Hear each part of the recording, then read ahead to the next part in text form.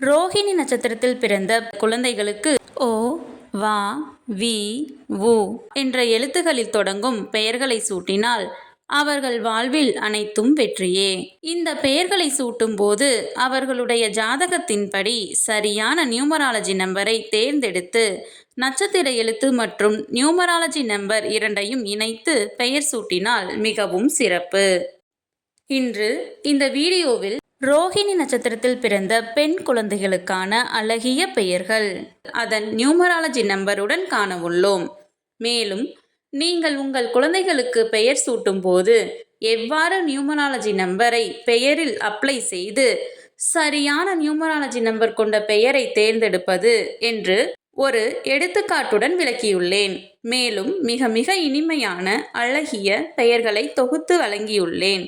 கீழே உள்ள ப்ளே பட்டனை கிளிக் செய்து முழு வீடியோவையும் பார்க்கவும்.